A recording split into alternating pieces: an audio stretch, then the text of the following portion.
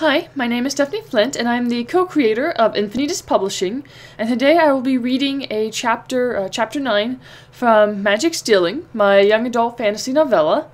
In other news, Isaac, my husband, is the other co-creator of Infinitas Publishing, and I did a test run with a group of people last weekend to test out the rules from Battledeck's Trials of Blood and Steel, and it looks like they're finally coming together and being more understandable. So, theoretically, you should be seeing a release date for Battledecks coming out very soon.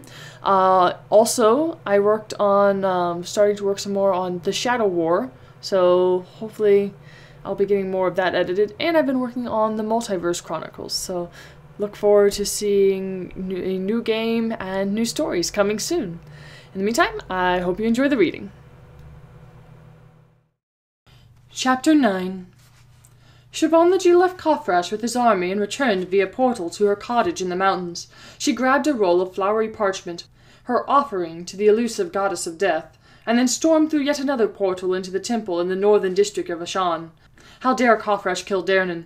She wouldn't let him die, not this time. She'd made too much progress to give up now. The temple was large enough to carry idols for the older gods most citizens had forgotten, and gods they'd as soon as pass without a second glance and forget. But the halls were empty. Everyone was too busy with the sick to care which weary travelers might enter. Shivanaji's metal-toed boots clicked on the polished marble floor as she strode through the curved halls, through jade and obsidian lattices, past the Carthaginian deities and the Chironin, and then finally to the center, where two statues dwarfed the others. Thin cracks trickled through their timeless stone. One was white granite, a man with the head and fur of a wolf, while the other was black marble, a tall, regal woman with a deathly serene gaze. Listed Nisasrar, who claimed he was the creator, and Medea, the goddess of the dead. Shivanaji crushed the frail, perfumed paper on which she'd written her prayer.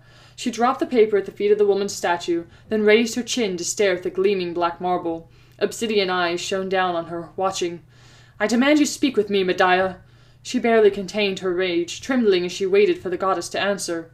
And she would answer. The gods chose Darnan. They could not have intended for their precious mage to die, and they would not let this outcome come to pass. Not when they had the means to change it. "Medea!"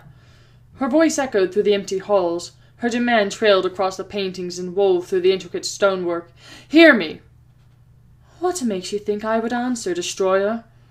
The silky, feminine voice, rich and thick, flooded through her skull. With it came feelings of disgust. Shivanaji forced that disgust aside. She had to distinguish which thoughts were hers and which were not, or she might give up entirely. "What gives you any right to interfere?" The goddess's voice dropped words like rocks into Shivanaji's brain. She wrapped her arms around herself, struggling to stand. "You have already destroyed countless worlds. Will you destroy this one too?" Shivanaji raised her chin so she could look the statue in its clear black eyes. "If there is nothing for me here, yes." A gentle wind wafted through the corridor, bringing with it the scent of grass and horsehide. Laughter, warm, content, of children splashing in a fountain in which they shouldn't. Muted voices echoed in the hall, concern about some high priestess who was sick and dying. Shivanaji clutched her cloak tight. She was cold, always cold, but she could still feel in a way the other shadows could not. Her ability to control shadow magic was limited, but at least she could control it. "I'll destroy everything," she whispered, "if it gives me the power I need." "Even your sons?" Shivanaji scoffed. One was war-mad and the other mindless. "What do their deaths mean to me when I can simply respawn and start again? Surely you know me by now, Medea. You cannot kill me. But I can kill you." Again, silence. Then hatred poured into her thoughts like lava, burning and scorching, an immortal flame which would not disperse. Shivanaji cried out and cradled her head. She erected a mental barrier. The hatred faded. She blanched at the discovery that she now lay on the floor, her knees bruised in a fall she did not remember. "Well?" she snapped. "Go to Vinya. I will have Ifa speak with you." Shivanaji smirked. Again, she'd won. She rose, her cloak sweeping the floor around her feet. She eased her headache with a gold ribbon. A portal later, she stepped into the temple at Vinya. This temple was a round dome, more humble than the last, with a statue of the city's patron gods, Ifa and Nane, at the center. The building was devoid of devotees. She approached the statue of a woman and smiled. "Ifa, answer me." Why would I ever answer to you? A voice sang aloud, too beautiful, too perfect, too self-righteous to be anything less than a Medea-cursed immortal. Though, rightly speaking, they weren't the ones who were cursed. Shivanaji turned to the goddess who had materialized behind her. Darnan wasn't supposed to die. Iva scoffed. That was not my doing. If you wanted him alive, perhaps you should have considered the possibility of his death before gifting the trickster with your so-called wisdom. She crossed her arms over her curvaceous figure. Her white dress hung in numerous folds across her bodice and dangled to her feet, which were graced with woven gold sandals. Her platinum hair floated of its own breeze, and she glowed with an inner light. Shivanaji gritted her teeth. I know you have the Shodokachal. Bring him back. Why? Iva shrugged, nonchalant, and toyed with the ends of her hair. Idiot. Tirana can't win by herself, not unless you want a repeat of my world. Spare the threats, Destroyer. Medea tells me you can't be certain your Darnan will be alive in the world where you next appear. If you don't bring him back, there's nothing for me here. I'll destroy this world, Iva, just like the others. Iva tilted her head, her eyes narrowed.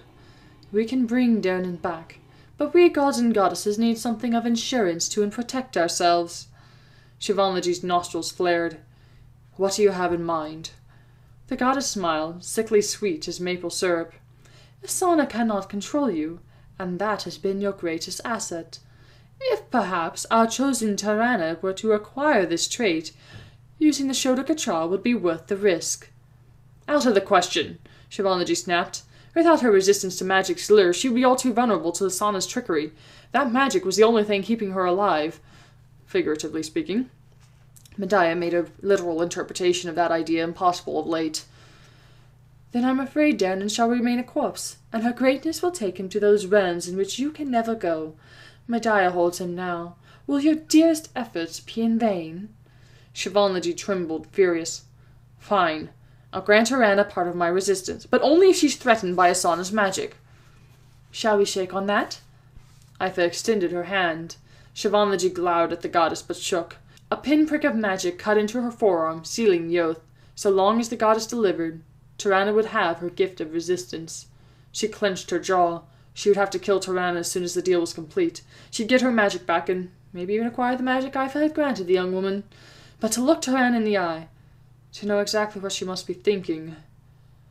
Shivanaji would have preferred to end the young woman's life when she betrayed Asana in the inevitable destruction that came with rebuilding her world.